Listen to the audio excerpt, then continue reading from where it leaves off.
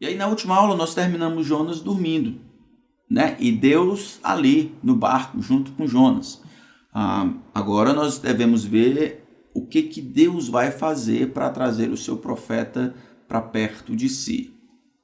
Lembra que eu falei nessa prévia que Jonas deve ser considerado o missionário fracassado mais bem-sucedido?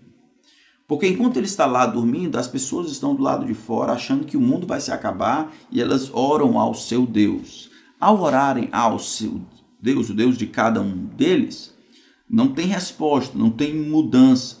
E é só aí que Jonas vai falar, né, com eles. Ele vai dizer, eu sou hebreu, temo o Senhor, o Deus do céu, que fez os céus e a terra. Versículo 9. Os homens ficaram profundamente com medo. A descrição de Jonas é muito legal. Usa o termo da aliança, né? Yahweh, o Deus que fez os céus, a terra e o mar. E a sua teologia é impecável.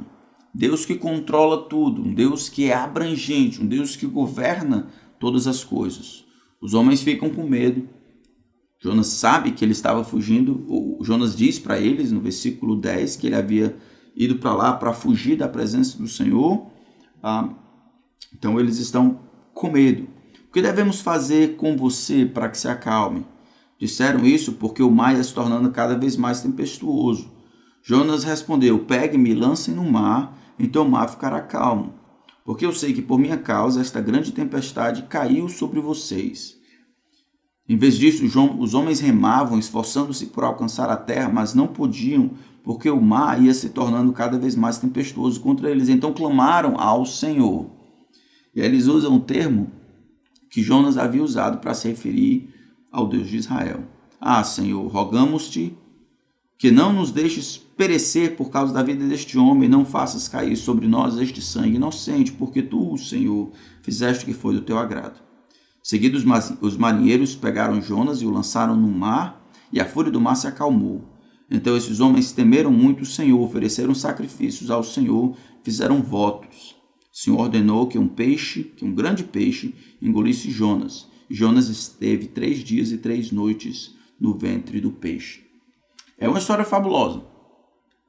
Se o primeiro tema trata a respeito do desejo de Deus ou da soberania de Deus, do controle, uma parte importante deste, talvez subjacente a isso, é que a salvação depende do Senhor. O Senhor faz como quer, da maneira que quer, ele realiza as coisas conforme a sua vontade. Então aqui, nesse momento de fracasso de Jonas ainda consegue liderar, mesmo que talvez sem querer, mesmo que de maneira não intencional, ele consegue liderar essas pessoas para terem um conhecimento mais próximo do Senhor. Olha as coisas que esses homens aqui, eles compreendem. Primeiro, eles oram para o Deus de Jonas, né? É isso que acontece. Eles clamaram ao Senhor, versículo 14. Eles sabem que esse Senhor, reconhecem que esse Senhor é justo. Rogamos-te que não nos deixes perecer por causa da vida deste homem. Eles vão lançar, mas sabe que, de alguma forma, mesmo que esse homem esteja errado em fugir da presença do Senhor, o que eles estão fazendo não é correto. E aí eles falam com o Senhor, sabendo que o Senhor é justo. Eles sabem que o Senhor é soberano, controlando todas as coisas, né? Que Deus está governando. Agora eles reconhecem que tem uma ligação entre a desobediência de Jonas, o vento que Deus mandou, a tempestade, a vida deles, o barco, é Deus que está controlando. Associado ao que Jonas havia dito, que o Senhor fez os céus e a terra, esse Deus é um Deus soberano sobre terra e sobre mar. Essa é uma importante informação, porque naquelas culturas, os deuses eram deuses que controlavam determinadas áreas, às vezes relacionadas ao relevo. Deus do mar, Deus do rio, Deus de planície, Deus de planalto, Deus de chuva. Aqui não, Jonas diz Deus que fez os céus e a terra. Ele é um Deus criador. Então ele acredita que houve uma criação do nada, né? E essa criação tem como autor o Senhor. Foi o Senhor que fez os céus e a terra. Então, eles acreditam que Deus é um Deus soberano. Também acreditam que Deus é um Deus imanente.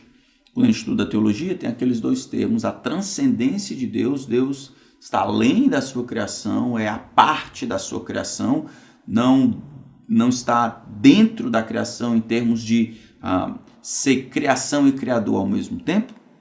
Mas Deus é um Deus imanente, ele interfere na criação, ele está envolvido na sua criação, guiando a sua criação, conduzindo a sua criação. Deus aqui é um Deus imanente, é um Deus que responde, né? É um Deus que escuta, junto com essa imanência que acontece tanto no vento chegando, quanto com o vento e o mar se acalmando. Com base nesse pedido, né? Com base em resolver uma questão com Deus. Se o problema era com Jonas, eles resolvem colocando Jonas para lá, e agora o grande Deus, ele para de trabalhar no mar, porque queria só empurrar Jonas, e guia um grande peixe para engolir Jonas. Não sei se os homens viram isso, mas esse teria sido uma cena muito interessante. Um grande peixe surgindo e engolindo Jonas vivo. O impacto que isso iria causar ainda mais.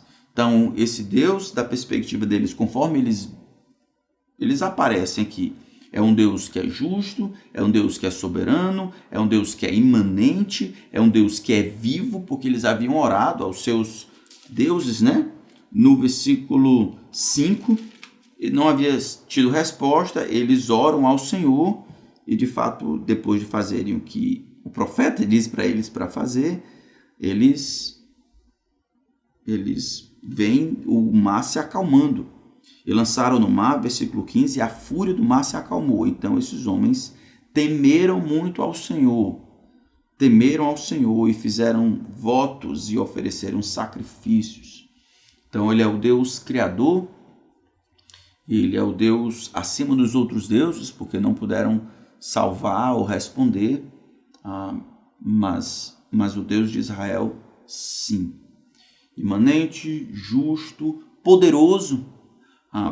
Poderoso porque consegue controlar todas as coisas, né? Consegue ordenar o peixe, consegue ordenar o vento, consegue tanto para parar quanto para ir, consegue conduzir as coisas. É muito interessante. Esses homens têm um reconhecimento grande a respeito e talvez continuem o seu caminho, indo para Tarsis, né? E aí, enquanto vão para Tarsis, eles levam essa impressão e assim essa revelação de Deus, de si mesmo, interferindo nos negócios dos homens, conduzindo a história de maneira poderosa. Isso é levado adiante.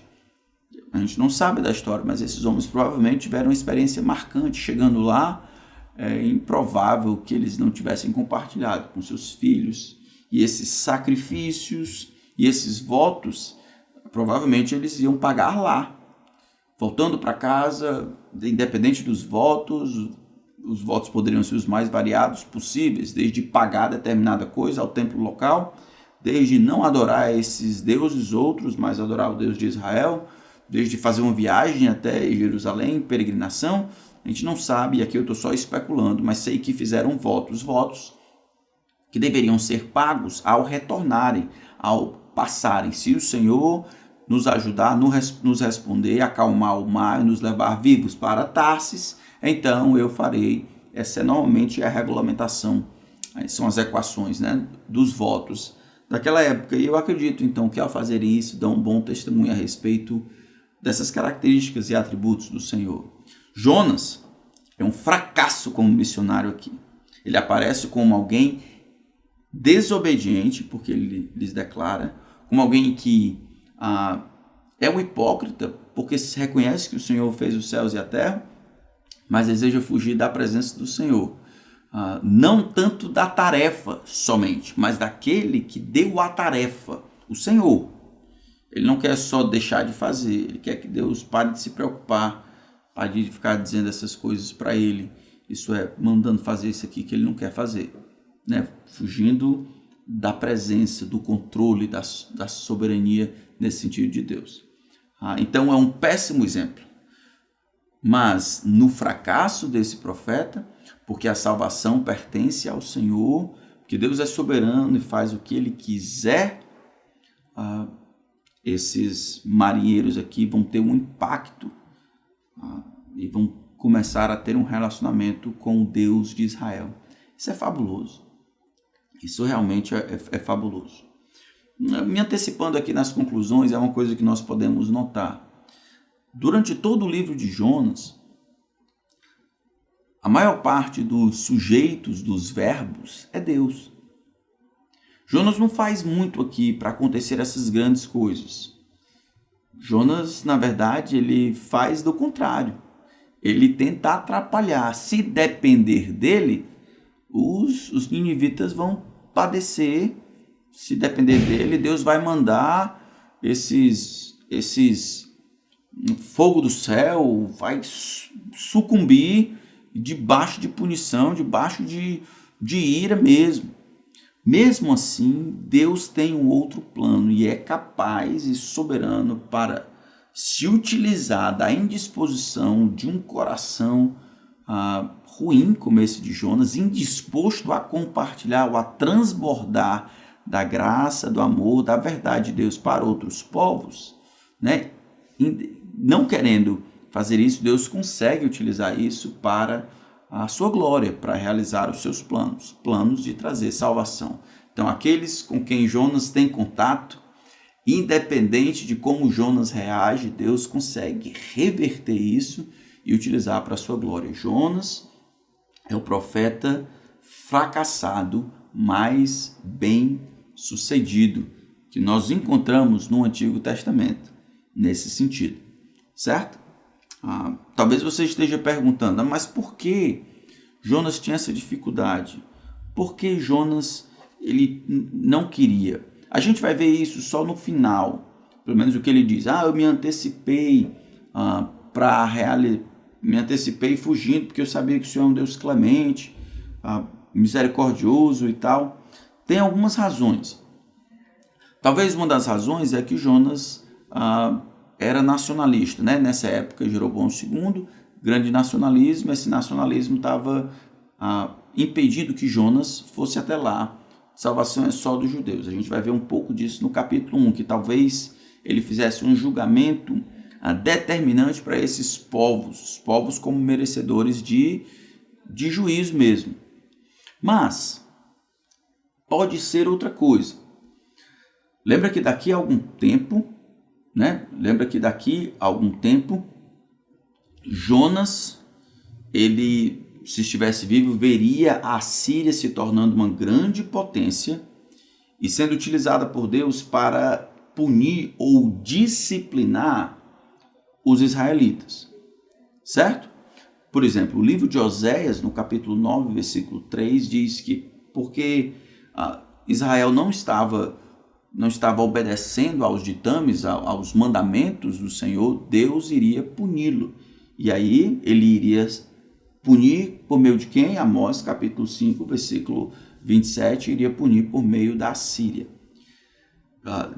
Talvez Jonas estivesse pensando, se eu não falar nada, o povo não vai se arrepender, e aí Deus não pode utilizar esse povo para destruir Israel em alguns anos, porque esse povo já vai ter destruído. Pode ter sido essa a ideia.